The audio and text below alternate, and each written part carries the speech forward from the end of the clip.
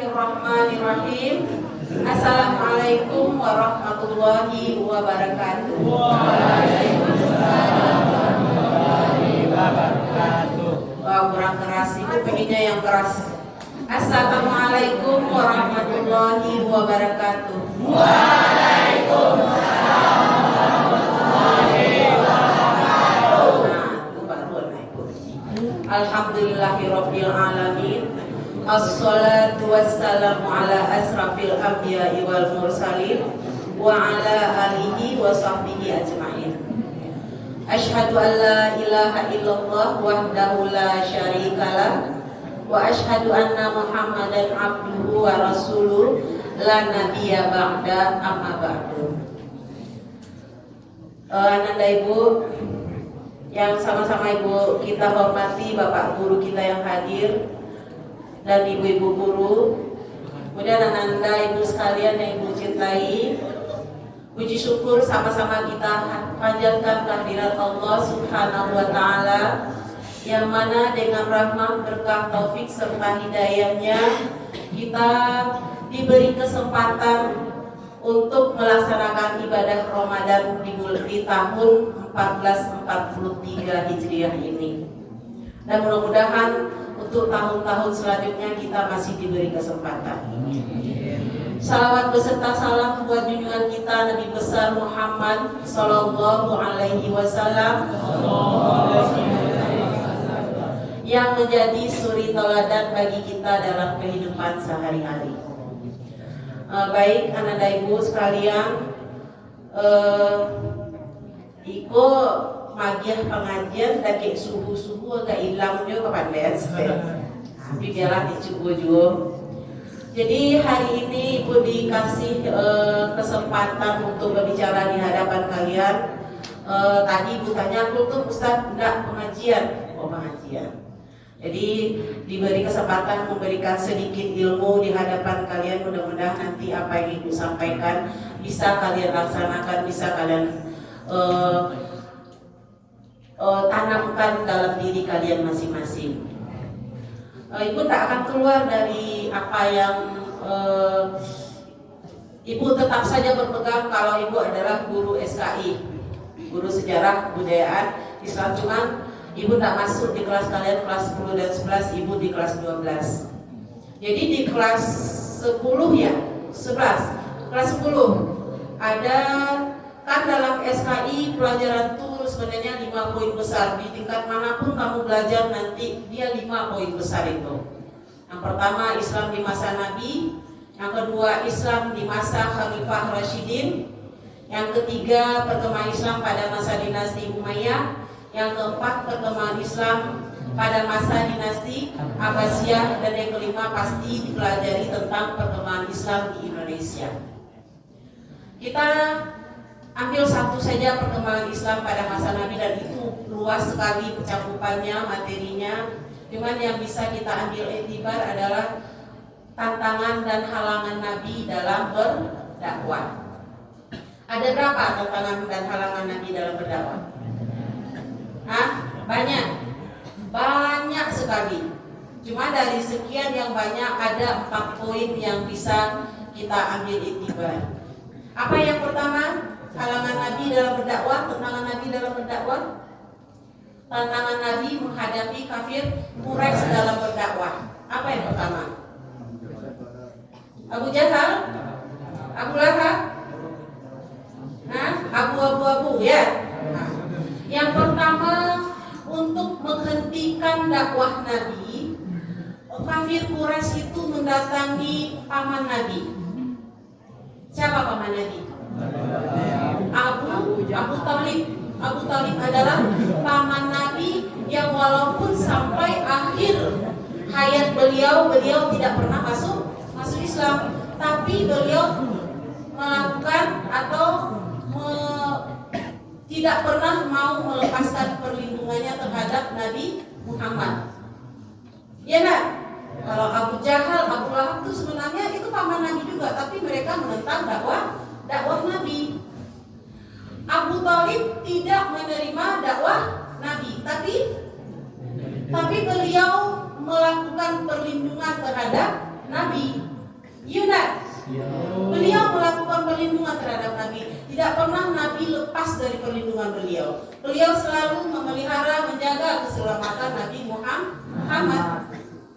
Nah, apa yang pertama dilakukan kafir Quraisy? Datang kafir Quraisy kepada Abu Thalib. Mangga kafir Quraisy datang ke Abu Thalib, meminta kepada Abu Thalib untuk melepaskan perlindungannya terhadap Nabi Muhammad. Ya Abu Thalib, hai Abu Thalib, lepaskanlah perlindunganmu terhadap Nabi Muhammad, terhadap Muhammad. Nanti engkau mau pemuda yang seperti apa kami kasih ke engkau. Kan itu. Ya dah. Karena kenapa? Abu Thalib adalah pemuka Quraisy. Ya, pemuka Quraisy, maka kafir Quraisy datang ke Abu Thalib. Ya, kafir Quraisy pun kenapa tidak berani mengganggu Nabi? Karena Nabi di bawah perlindungan Abu Thalib yang seorang pemuka. Datang mereka kepada Abu Thalib, lepaskan perlindungan terhadap Nabi. Ya, Abu Thalib tidak mau karena Muhammad adalah keponakan kesayangan beliau. Gagal yang pertama misi atau usaha kafir Quraisy menghentikan dakwah Nabi. Apa yang kedua? Boykot. Apa yang kedua? Apa yang kedua, nak? Kafir Quraisy mendatangi Nabi, datang ke Nabi, meminta Nabi menghentikan dakwah. Apa yang dia janjikan? Apa yang mereka janjikan terhadap Nabi? Wahai Muhammad, berhentilah engkau berdakwah. Engkau mau harta berapa kami kasih. Engkau mau wanita yang bagaimana kami kasih. Engkau mau kedudukan atau jabatan apa kami beri. Yaitu janjinya. Disuruh Nabi Muhammad berhenti untuk berdakwah, dijanjikan Muhammad maunya apa. Tapi tetap saja Nabi melanjutkan untuk berdakwah. Ya. Kemudian batal, tak berhasil misi kedua. Apa misi ketiga? Apa misi? Apa cara mereka ketiga menghentikan dakwah Nabi? Boykot.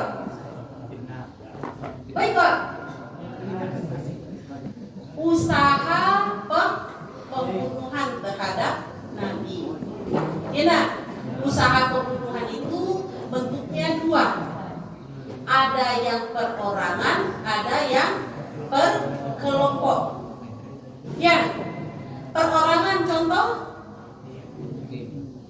Dia tak akan pelajaran kena. Perorangan contoh. Siapa yang berusaha membunuh Nabi Muhammad per orang? Contoh Umar bin Khattab. Iya dah. Umar bin Khattab.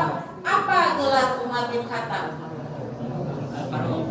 Gelarnya ketika dia masih kafir. Singa pada pasir. Sadis, galak. Yang dalam sejarah dibaca kalau pedangnya sudah terhunus dari sarangnya, pantang untuk tidak terkena darah. Kalau lakan dua pedangnya dari sarangnya pasti membunuh, tak membunuh. Nah, jadi usaha pembunuhan perorangan ini sebenarnya sudah dilakukan oleh beberapa orang, tapi tidak ada yang berhasil. Cerita itu sampai kepada Umar. Matu kayak ikut celek sadonya nak. Tadi nama aku celek kemari. Nah, saya lihat ibu kok gitu itu kalau kalian tidak mendengar ibu pura-pura lihat sehingga ibu tidak terpecah konsentrasinya. Bisa? Saya lihat penyebab ibu telenggai. Nah, kalau tak mau dengar pembicaraan ibu pura-pura lihat sehingga ibu tidak terpecah konsentrasinya. Nah, usaha pembunuhan perorangan ini sudah dilakukan oleh beberapa orang pemuda yang gagah berani dari kafir Quraisy. Tapi dari mereka tidak ada yang berhasil. Hingga berita itu sampai kepada Umar. Ya. Nah, sampai kepada Umar, akhirnya Umar naik hitamnya. Nah, masa seorang Muhammad saja kalian tidak mampu untuk membunuhnya, biar aku yang pergi membunuh, kan gitu. Akhirnya dia pergi memuluskan orang pergi mencari Nabi Muhammad. Di jalan apa yang terjadi? Basokoknya salah seorang sahabat. Ya enggak? Ditanya, "Hai Umar, kemana kau?" Dijawab dari Umar, "Pai membunuh Muhammad." Terus disampaikan lagi oleh sahabat itu, "Kenapa Nabi Muhammad, kata Muhammad yang akan kau bunuh? Adik engkau saja Fatimah sudah masuk Islam." Wah, tambah ke puncak kabun darahku Umar, tambah merah. Wah, kurang ajar si Fatimah, tak patuh kawat, kan gitu. Akhirnya dia beralih arah dari ingin membunuh Nabi, pergi ke rumah adiknya Fatimah. Sampai di rumah adiknya, ternyata Fatimah sedang membaca Al-Quran. Iya enggak? Tapi baca itu, ini mendengar itu. Baik, Fatimah kadang-kadang kan lupa atau entah, tidak tahu ibu. Pokoknya ibu ingetan gini. Ya, pergi ke rumah Fatimah, tahu-tahu Fatimah dan suaminya sedang membaca Al-Quran, surat Toha. Kalian pernah dengar enggak bacaan surat Toha itu? Dan malah ada salah satu takbir yang ibu baca. Ya, apa nak? Ada yang pernah dengar di kaset surat Toha itu dibaca yo Madayu surat Toha. Itu juga ketika Fatimah membaca di suami di rumah, saat itu Umar tagak sedikit. Ya, tagak sih menangga bacaan Fatimah. Kalau dulu bacaan Al-Quran itu di Arab itu tidak sama Jawa dong. Tentu mereka tahu artinya langsung karena itu bahasa mereka, bahasa Arab. Didanga, di Umar mendayu-dayu, bacaan Fatimah didanga mendayu, akhirnya bergetar hatinya. Ya, akhirnya tidak jadi bunuhan Fatimah, tidak jadi berangkat Fatimah, beralih arah lagi cari Nabi Muhammad untuk menyatakan masuk Islam. Banyak lagi tantangan dakwah Nabi itu. Di boikot tadi contohnya, apa itu boikot? Boikot itu di sejarah nggak usah lagi bahas ya. Nah, jadi itu usaha pembunuhan perorangan. Ada lagi nanti usaha pembunuhan terhadap Nabi secara berkelompok. Dulu kan berlaku hukum qisas. Apa tuh hukum qisas? Hukum qisas tuh hukum samubarek. Kalau dia takut, awak takut lain. Kalau nyo bunuh awak bunuh lain. Ya seimbang. Dulu di sini di Arab berlaku itu. Ya kok. Nah, nanggung terangan. Dulu di Arab berlaku seperti itu. Maka untuk menghindari hukum qisas,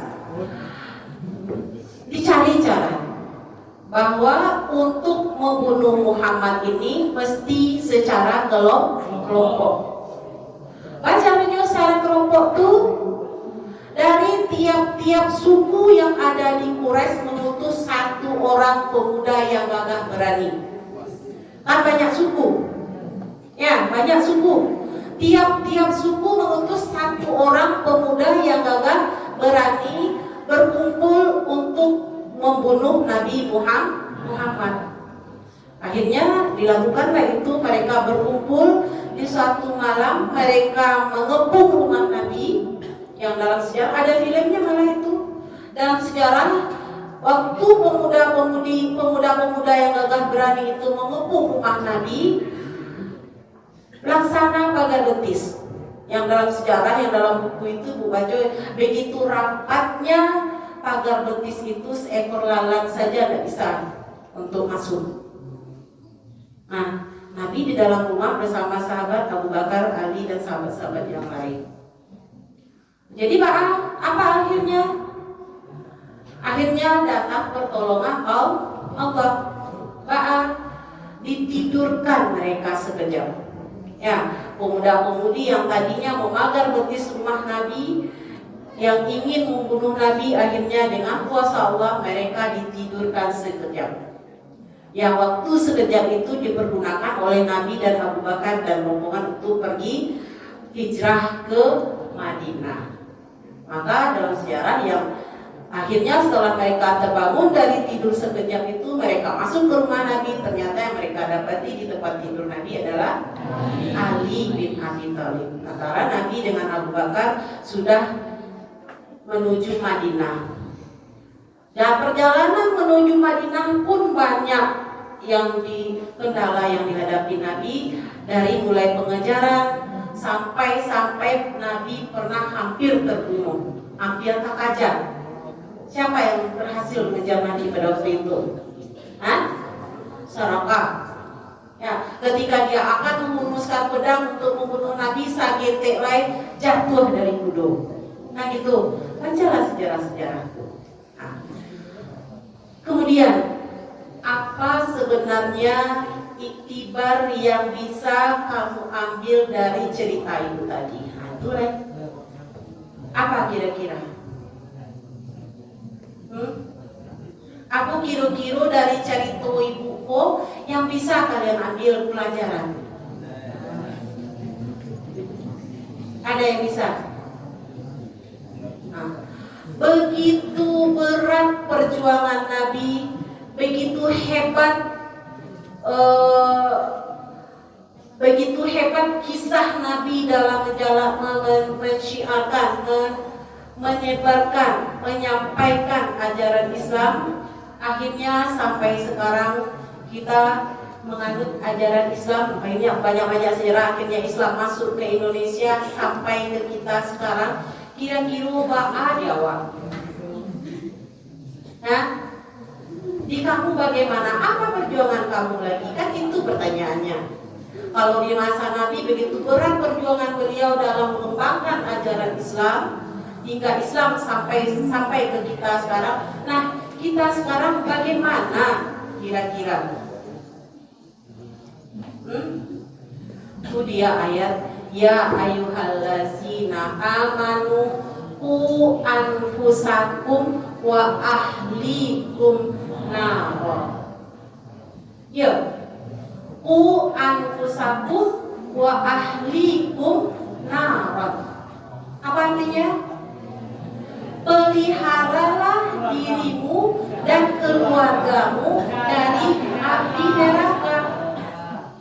Awak kan tak satu berjuang menyebarluaskan Islam itu. Awak tak satu manga-manga itu. Kita hanya sedang melaksanakan saja sekarang. Nah, sudahkah kita laksanakan? Itu kembali ke diri masing-masing. Anfusakum manja, kalau itu perintah dari Allah berarti bagi kita kewajiban. Itu perintah enggak? Amar. Perintah. Anfusakum, jagalah dirimu. Perintah enggak bagi kita? Menjaga diri awak, menjaga keluarga awak dari api neraka. Itu kewajiban. Ya tak? Kini tanyoi diri awak, sudahkah kamu menjaga dirimu dari api neraka? Diri sendiri dulu. Siapa yang dengar itu? Itu kalau tadangin itu capeknya terangan telinga. Nah, kewajiban bagi kamu menjaga dirimu dari api neraka. Ya, yang api neraka itu dalam kisah Ibu baca, saringan-ringan azab di neraka nanti adalah memakai sendal, memakai tarumpan, yang sakali wak sarungan kaki wak kata pembantu larak sadu daging dari kapal lu sampai ke bawah, begitu panasnya. Itu yang paling ringan. Lalu nak diawat. Kalau tak jauh diri awak dari itu.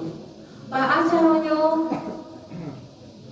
caranya menjaga tu, laksanakan perintah Allah, hentikan larangannya.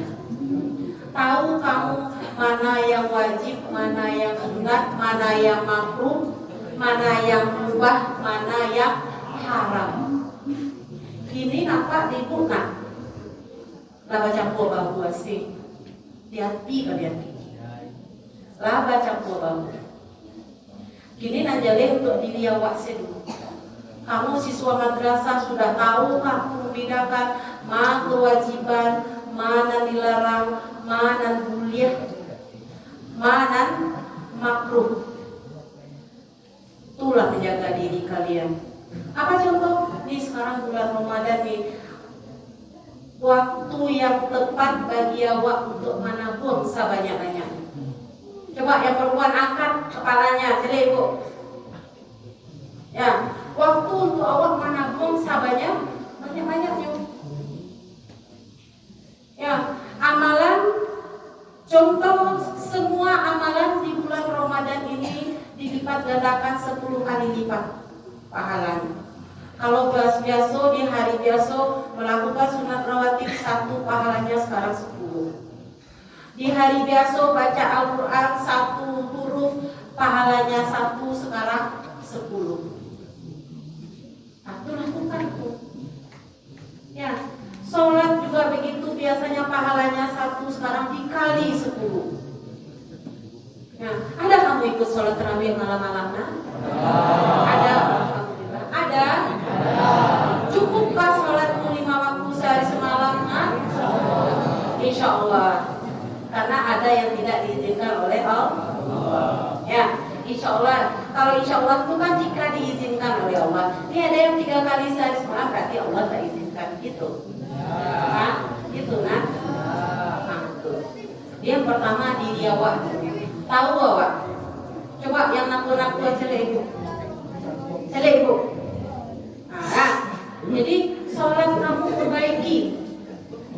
Jaga dirimu dari api neraka. Tahu kamu mananya. Itu yang pertama. Wa ahlikum nara.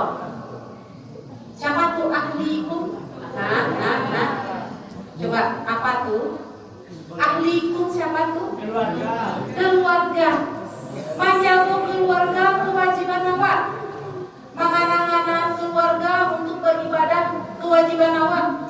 Menganang-anang keluarga untuk meninggalkan yang dilarang oleh agama kewajiban. Ya, kita kan sama-sama manusia. Ibu misalnya. Ya, ini ibu ambil positifnya aja semuanya.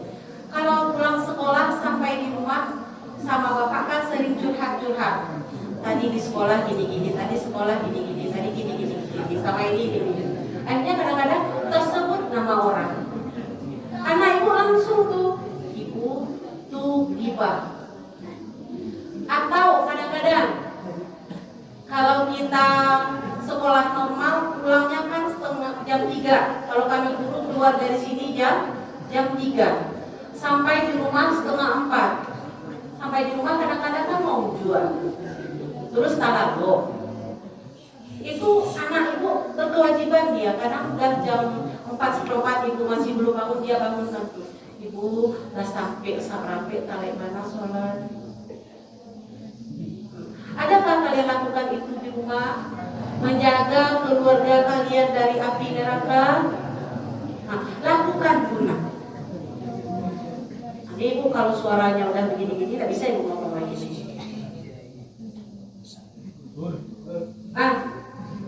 Benar, nggak bisa ibu lagi. Jadi menjaga diri dan keluarga dari api neraka. Kamu tahu mana batasan-batasan, mana yang harus kamu kerjakan, mana yang tidak kamu kerjakan. Karena menjaga diri dari api neraka dan keluarga dari api neraka adalah perintah dari Allah. Kata ayat lain, wa anzir ashiratakal aqrabin. Beri peringatan keluarga-keluarga engkau yang terdekat. Ya, punya kewajiban kamu terhadap keluarga kamu. Ya, kalau orang lain ya silah. Kalau masih keluarga kita maka berkewajiban untuk mengingatkan. Nah, jadi kita ambil kesimpulan dari kisah Nabi Muhammad mengembangkan Islam. Begitu beliau berkorban dalam mengembangkan ajaran Islam hingga sampai ke kita sekarang, ya, hingga kita mendapati zaman yang seperti ini, apa yang mesti kita lakukan? Ya, satu saja. Anfusakum wa ahlikum nar. Jago diri, jago keluarga dari api neraka. Karena kita tidak ada lagi jihad sekarang seperti di masa nanti. Nah, setelah itu, berbanyak amal ibadah, terutama di bulan Ramadan. Ini kalau kamu udah bagus, kali baca Quran udah mulai bagus. Ini yang tadi doa duha difasihkan lagi ya nak. Doa duha difasihkan lagi. Jadi itu aja yang bisa ibu sampaikan. Sekali lagi, begitu berat perjuangan Nabi dalam membakar ajaran Islam, kita hanya melaksanakan kewajiban Islam, apakah tidak bisa? Itu aja bekerja. Ya, mohon maaf terlebih terkurang. Billahi taufik wal hidayah. Wassalamualaikum